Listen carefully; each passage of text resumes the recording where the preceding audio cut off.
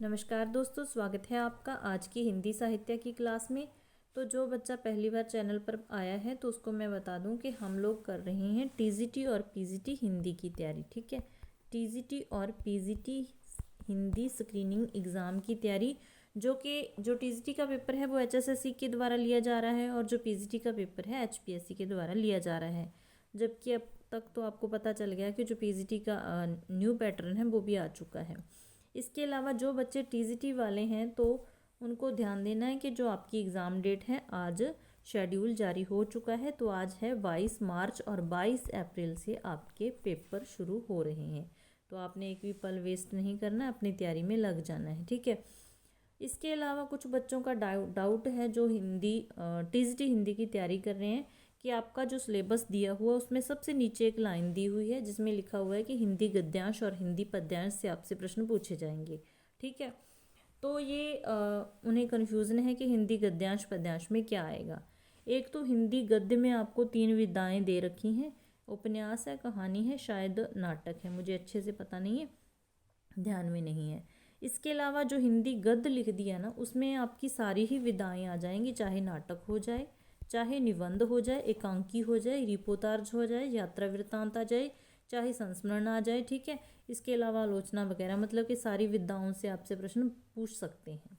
जो पद्यांश है उसमें क्या आ जाता है, उसमें काव्य की जो विधाएं होती हैं, जैसे काव्य हो गया, कविता हो गई, दोहे हो गए, पद हो गए। इसके अलावा जो महाकाव्य, खंड काव्य, गीति काव्य, ये सारी चीज़ें आ जाती हैं, तो वहाँ से भी आपसे प्रश्न पूछे जा सकते हैं। तो इसके लिए आपको वो सारी विधाओं को देखना होगा, उनके जो मेन तथ्य होंगे उनको पढ़ना होगा। ठीक है, तो आज की क्लास में हम नाथ साहित्य के जो महत्वपूर्ण पॉइंट हैं आपके पेपर के लिए इम्पोर्टेंट हो सकते हैं उनको देखेंगे, क्योंकि हम लोगों ने आदिकाल से शुरू किया है। आदिकाल आपके सिलेबस में अच्छे से दिया हुआ है। आदिकाल के जो मतलब कि आदिकाल का साहित्य है, तो वहाँ से जो प्रश्न बन सकते हैं उनके लिए हम मेन चीज़ें देख रहे हैं। ठीक है, तो नाथ साहित्य में गोरखनाथ का नाम अच्छे से लिया जाता है, तो हम आज उसके बारे में ही पढ़ लेते हैं। तो बिना देरी के शुरू कर लेते हैं हम आज की क्लास हमारी।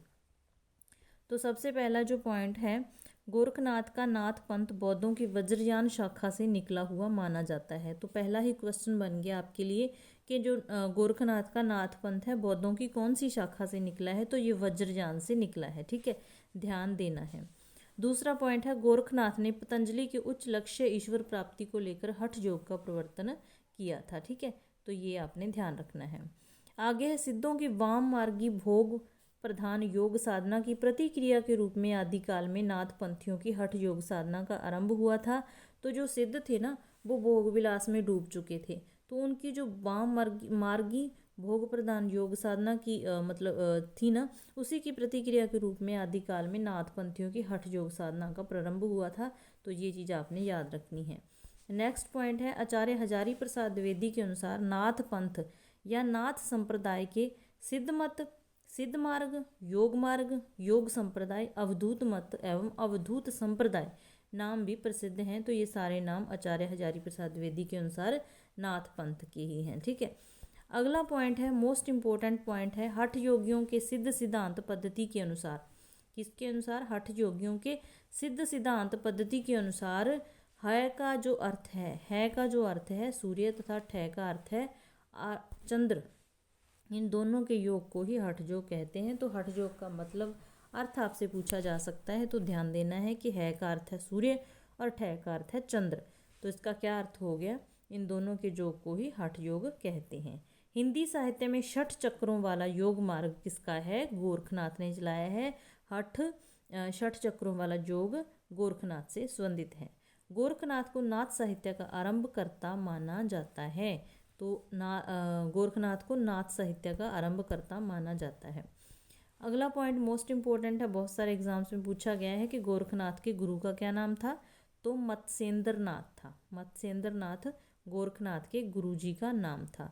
मत्स्येंद्रनाथ के नाम आपने अच्छे से याद रखने हैं, क्योंकि कई सारे इसके नाम हैं और कौन सा नाम नहीं है, इस प्रकार से प्रश्न पूछा जा सकता है। तो इसका मीननाथ नाम हो गया मत्स्येंद्रनाथ का।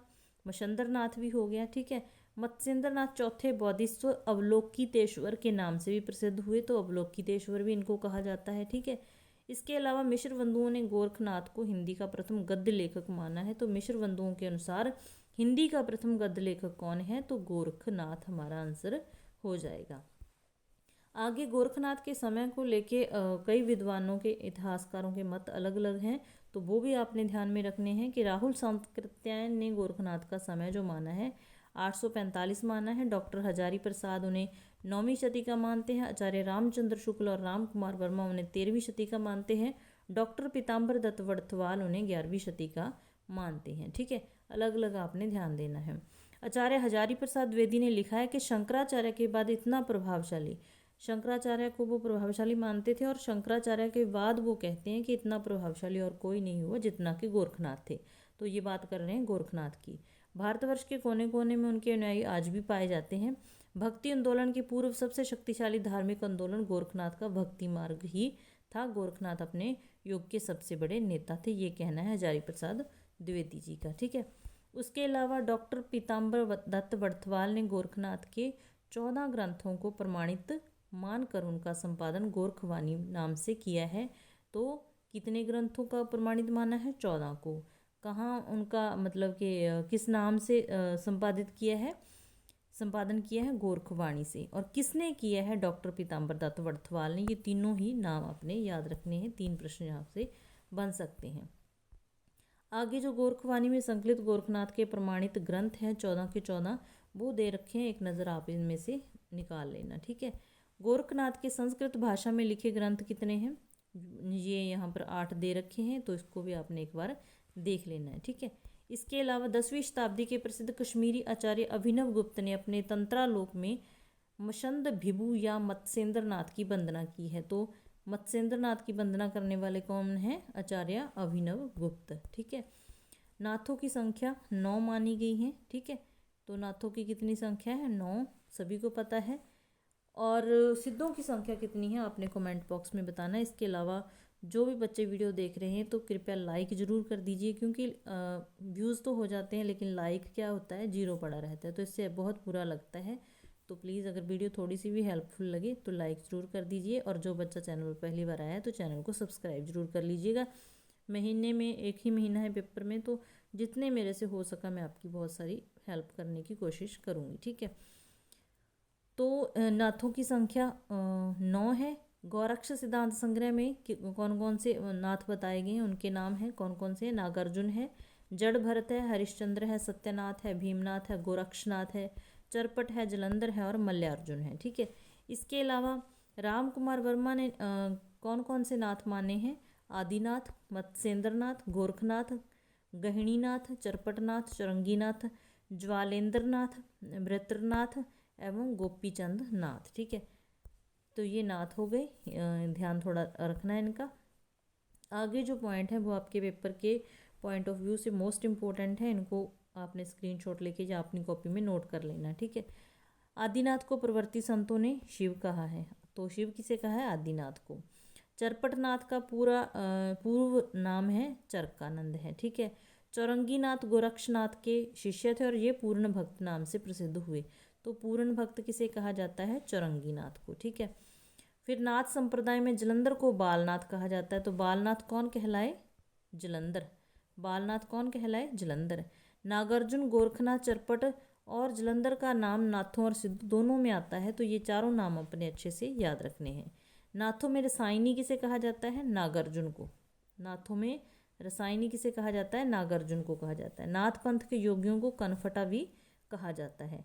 और नाथपंथियों की भाषा कौन सी थी? सुदक्कड़ी। भाषा अच्छे से याद रखनी है। और कैसी थी ये? खड़ी बोली लिए हुए राजस्थानी भाषा थी। ठीक है, गोरखनाथ ने अपनी रचनाओं में गुरु महिमा, इंद्रिय निग्रह, प्राण साधना, वैराग्य, मन साधना, कुंडलिनी, जागरण, शून्य समाधि आदि का वर्णन किया है। किन किन चीज़ों का वर्णन किया है ये भी याद रखना है। मत्स्येंद्र नाथ का जो वास्तविक नाम था विष्णु शर्मा था, मोस्ट इम्पोर्टेंट है, याद रखना है। इनकी लिखी संस्कृत रचना काल ज्ञान निर्णय का संपादन प्रबोध चंद्र वाघजी ने किया। तो काल ज्ञान निर्णय का जो संपादन है करने वाले कौन थे? प्रबोध चंद्र वाघजी थे और बागची थे। और इसका संबंध किससे है? मत्स्येंद्र नाथ से है। ठीक है, तो ये थी हमारी आज की क्लास। ठीक है, इसी प्रकार से हम अपने हिंदी साहित्य के जो मेन पॉइंट हैं उनको देखते चलेंगे। ठीक है। इसके अलावा जो हिंदी की विधाओं को लेकर आपको कन्फ्यूज़न है तो एक एक करके वो भी हम कवर करने की कोशिश करेंगे। तो मिलते हैं वे नेक्स्ट वीडियो में, तब तक के लिए बाय, धन्यवाद।